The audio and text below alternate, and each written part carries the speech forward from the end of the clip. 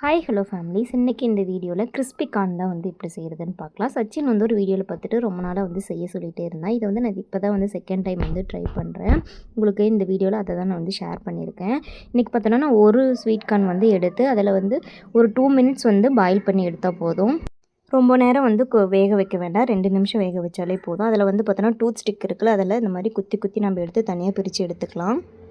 ஒரு பவுலில் 1 table spoon அரிசி மாவு, கார்ன்ஃப்ளவர் மாவு, காஷ்மீர் மிளகாய் தூள் 1/2 டேபிள் ஸ்பூன் எடுத்திருக்கேன். தனி மிளகாய் தூள் 1/2 டேபிள் ஸ்பூன், மிளகுத்தூள் வந்து ஒரு 1/4 டேபிள் ஸ்பூன் எடுத்து நல்லா தண்ணி விட்டு இந்த மாதிரி தண்ணியாக கலந்துட்டு நம்ம வச்சுருக்க அந்த கார்ன் வந்து அதில் டிப் பண்ணி ஆயிலில் வந்து ஒரு 5 மினிட்ஸ் பொரிச்சு எடுத்தோம் அப்படின்னா டேஸ்ட்டான கிறிஸ்பி கார்ன் வந்து ரெடி ஆயிரும்.